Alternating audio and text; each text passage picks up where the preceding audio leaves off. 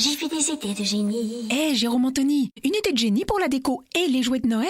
Mais oui, allez chez Jiffy. En ce moment, ils font 50% sur toute la déco de Noël et aussi 90% sur vraiment tous les jouets. Ça, c'est de la remise. Ah, j'aime Jiffy. Remise en bon d'achat pour les clients VIP, conditions et durée de l'offre sur jiffy.fr. La Fabrique Audio présente La Petite Histoire. www.lafabriqueaudio.com. Chaque année, à partir du 8 décembre, on célèbre une grande fête à Lyon, la fête des Lumières. Alors pour ce nouvel épisode de La Petite Histoire, on a décidé de partir à la découverte de l'origine de la fête des Lumières. Une petite histoire, vous le verrez, hallucinante qui existe autour de son origine. Ah ouais. Quelle histoire, ça aussi. Salut tout le monde et bienvenue dans un nouvel épisode de La Petite Histoire. Je suis Florent Mounier, c'est Alina de Brocéliande qui a écrit ce podcast de La Petite Histoire produit par La Fabrique Audio. Et c'est Sébastien Girard qui l'a mixé pour vous. Vous nous retrouvez sur le www.lafabriqueaudio.com et puis sur l'ensemble des réseaux sociaux de La Petite Histoire. On est notamment sur Twitter, sur Insta, sur Facebook. N'hésitez pas une seule seconde à nous partager autour de vous. Aujourd'hui, on part donc à Lyon. Lyon aussi appelée la cité de la colline aux corbeaux ou bien la cité du dieu Lug. Capitale de la gastronomie avec un Paul Bocuse lyonnais notamment. Capitale aussi de l'ésotérisme. Capitale de la sorcellerie. D'ailleurs, c'est pas pour rien si Allan Kardec est lyonnais. On vous en a déjà parlé de ce personnage dans un podcast de La Petite Histoire. Celui qui est considéré par certains comme le père du spiritisme et par d'autres comme l'arnaqueur du spiritisme. Lyon est donc une cité chargée d'histoire et nous partons au XVIIe siècle aujourd'hui ensemble. Nous sommes au XVIIe siècle et depuis des années, il y a, comme vous le savez, une terrible épidémie qui ravage toute l'Europe, toutes les villes, tous les villages d'Europe. Cette épidémie, c'est un vrai massacre, elle décime des millions de personnes, c'est la peste noire. Alors ce n'est pas la joie dans le royaume de France et dans la plupart des différents royaumes d'Europe, puisque cette maladie non seulement elle tue, mais elle rend aussi les gens physiquement atroces, avec une odeur qui se dégage de ces gens malades, une odeur irrespirable, une véritable puanteur, une odeur de putréfaction. La peste fait mal, la peste noircit les chairs. La peste est atroce et tout le monde est frappé ou peut être frappé par cette maladie, et même la noblesse a peur d'y rester. Alors, les rois de toute l'Europe tentent de trouver des solutions pour que tout cela s'arrête très vite, le plus vite possible. Mais cette épidémie persiste encore et toujours, et ça dure sur des décennies entières. On a beau mettre les malades en quarantaine, parfois même confiner des villes entières ou des villages, l'épidémie continue de se propager. Alors beaucoup se mettent à penser qu'il s'agit là d'une punition divine. Ce seraient donc les dieux qui nous enverraient un signal. Bon, on est d'accord, c'est un gros signal, hein. Les dieux n'y vont pas de main morte. En 1643, ça fait des décennies que ça dure, et là nous en sommes au pic de la peste noire. Ça y est, elle est bel et bien de retour dans toute l'Europe. Et cette année-là, 1643, est terrible, des familles entières sont décimées, des villages sont brûlés, puisqu'on pense que seul le feu peut purger cette maladie.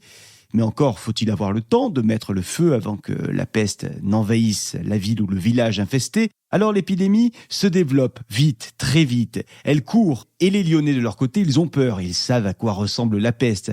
Ils l'ont vu décimer une partie de la ville dans les décennies précédentes. En tout cas, à ce moment-là, en 1643, les Lyonnais sont vraiment préoccupés parce qu'ils voient que l'Europe est à nouveau décimée par la peste. Et donc, ils savent que si la peste arrive dans la cité lyonnaise, ça va encore être un carnage, une boucherie. Alors, on se met à prier. Tous les Lyonnais commencent à prier le ciel pour que la peste n'arrive pas chez eux. Les Lyonnais se mettent à demander à la Sainte Vierge Marie pendant des jours, pendant des semaines, pendant des mois, de les protéger. Marie, notre mère à tous, sauvez-nous de la peste. Ça, c'est ce que disent les Lyonnais, ce sont leurs prières, des processions qui inondent les foyers des habitants de Lyon. La peste est donc là, aux portes de la ville, et elle tente de se faufiler dans les moindres rues de Lyon, dans les moindres pavés de pierre. Elle se faufile dans les maisons lyonnaises, dans les lits des Lyonnais. Tout le sud de la France est déjà envahi par la maladie, notamment Marseille, mais les Lyonnais, eux, continuent de croire au miracle. Ils continuent de vouloir échapper à cette terrible malédiction. Et à force d'y croire, l'inattendu va arriver en cité lyonnaise. Une grande partie de la population a décidé de monter à la chapelle de Fourvière pour demander à la Vierge d'épargner Lyon. Nous sommes le 8 septembre 1643 et les Lyonnais remettent à la statue de la Vierge un écu d'or et ils promettent en échange de consacrer une fête chaque année si leur vœu est exaucé. Alors ce jour-là, la Vierge les a peut-être entendus à ces Lyonnais, à moins que ce ne soit toutes les mesures sanitaires que les Lyonnais ont prises depuis des décennies pour parer cette peste. En tous les cas, un miracle va se produire puisque la peste ne va pas faire son grand retour attendu. Les Lyonnais vont donc parler d'un sauvetage ou même une délivrance.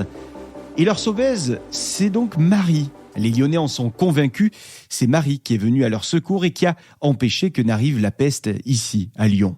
Cette croyance est si forte dans le cœur de chaque habitant de Lyon qu'elle continue encore et toujours de persister aujourd'hui chez les Lyonnais. Et d'ailleurs, l'histoire ne s'est pas arrêtée là, non, puisque 2 siècles plus tard, en 1852 pour être précis, les Lyonnais ont décidé de rendre un nouvel hommage à Marie. Ils ont décidé de rendre ce nouvel hommage à l'occasion des travaux de la basilique de Fourvière, une basilique qui commençait à se détériorer puisque elle a subi quelque temps plus tôt un incendie. Le cardinal de Lyon a donc décidé qu'une statue de la Vierge allait être érigée à la fin des travaux. Et le cardinal, il veut donc une grande fête. Et la date est choisie, ça sera le 8 septembre 1852, en référence donc au 8 septembre 1643. Mais en septembre, ça ne va pas être possible parce qu'une crue survient et la fête est donc repoussée. On la repousse de 3 mois. On décide de placer cette fête au 8 décembre 1852 et on se promet que la fête sera au rendez-vous le 8 décembre. Attendre 3 mois de plus, ça vaut le coup, surtout pour la sauveuse. Et un Lyonnais tient toujours sa promesse. Il sera là, le Lyonnais, le 8 décembre 1852. Alors les habitants se préparent avec une certaine ferveur à cette fête annoncée, la fête de Marie, pour le 8 décembre 1852. Et ce jour-là arrive, ça y est, c'est donc aujourd'hui qu'a lieu cet hommage à Marie. Et pour que la fête soit plus belle, le 8 décembre 1852, le cardinal de Lyon de l'époque veut illuminer la ville. Ouais, sauf que c'était sans compter sur cette tempête qui arrive. Il se met à pleuvoir sur la cité lyonnaise. C'est une tempête énorme qui emporte tout sur son passage. Il pleut tellement que le Rhône inonde l'atelier dans lequel est entreposée la statue de la Vierge. Vous voyez un petit peu le signe qu'on peut imaginer. Alors le cardinal, il décide une nouvelle fois d'annuler la fête. Il annonce donc à sa population que la fête est annulée. Et c'est une seconde grosse déception pour tous les Lyonnais. Les Lyonnais qui ont quand même une idée. Ils décident de se mettre à nouveau à prier Marie pour que la pluie cesse de tomber et pour que la fête puisse redémarrer. Et le miracle s'accomplit cette fois encore puisque en début de soirée, alors qu'il a plu toute la journée, la pluie commence à diminuer. Puis d'un seul coup, plus aucune goutte de pluie à Lyon. Les Lyonnais sont évidemment étonnés, mais ravis de ce qu'ils voient comme un miracle. Et pour remercier Marie, ils décident de tous allumer des bougies qu'ils vont disposer sur leurs fenêtres. Tous les Lyonnais décident donc de ressortir les lumignons dans des verres de couleur pour que la ville s'éclaire à nouveau. Et le cardinal voit toutes ces lumières. Alors, le cardinal donne l'ordre que soit célébrée à nouveau la Vierge en ce 8 décembre 1852, comme ça devait être le cas si le mauvais temps n'avait pas été de la partie. Les Lyonnais ont donc autorisation de sortir de chez eux, dans les rues, et ils se mettent à chanter, en partant du centre de la ville pour remonter jusqu'à la basilique qui surplombe Lyon. Et donc désormais, on célèbre la fête des Lumières le 8 décembre, car c'est à cette date que Marie s'est manifestée une seconde fois dans la Cité des Lumières. Et alors depuis, on dit ceci.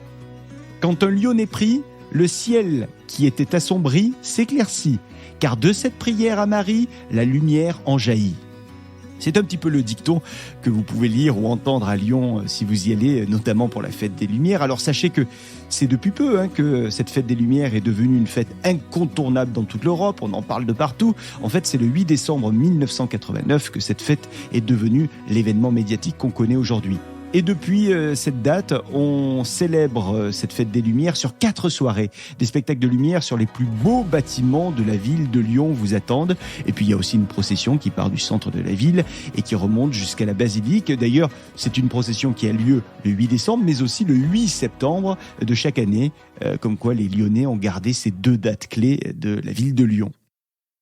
Alors pour conclure, sachez ceci, peu importe l'endroit où vous habitez, mais si le soir du 8 décembre, vous voyez l'un de vos voisins, l'une de vos voisines mettre des bougies à ses fenêtres, c'est que vous avez très certainement un Lyonnais près de chez vous. Et si c'est le cas, allez le voir ou allez la voir, échangez avec cette personne, en tout cas sur l'origine de la fête des Lumières. Et ce Lyonnais ou cette Lyonnaise sera ravi de parler de son émotion autour de la grande tradition des Lumières à Lyon. Voilà pour cette petite histoire qu'Alina de Brocéliande a eu le plaisir d'écrire pour nous. J'ai eu le plaisir de vous la narrer et c'est Sébastien Girard qui vous l'a mixé. Merci de l'avoir écouté. Cet épisode vous a plu. N'hésitez pas à le commenter, n'hésitez pas à aller noter la petite histoire sur les plateformes de podcast, notamment Spotify ou bien encore Apple Podcast. Et puis abonnez-vous pour être au courant de chaque sortie d'épisode. Et nous on se retrouve dans une semaine avec une nouvelle petite histoire. La Fabrique Audio présente La Petite Histoire. Vous souhaitez devenir sponsor de ce podcast ? Contact @lafabriqueaudio.com. Avant de se quitter, je vous rappelle que la Fabrique Audio crée des contenus audio pour les marques, les entreprises, les collectivités. On vous accompagne si vous souhaitez imaginer un podcast ou une web radio à votre image. N'hésitez pas, contact @lafabriqueaudio.com, la fabrique avec un K. Tout savoir sur les méningites à méningocoque avec le laboratoire GSK. Véronique Loncle-Provost, directrice scientifique pour le laboratoire GSK, nous a expliqué aujourd'hui qu'une méningite à méningocoque est une infection des méninges imprévisible, rare, grave, dont les premiers symptômes ressemblent à ceux d'une grippe, mais qui deviennent rapidement plus intenses. Elle nous a rappelé que la rapidité est essentielle et qu'il faut contacter son médecin au moindre doute. Cette campagne de sensibilisation aux méningites à méningocoque vous a été présentée par le laboratoire GSK. Plus d'informations sur le site protectionméningite.com.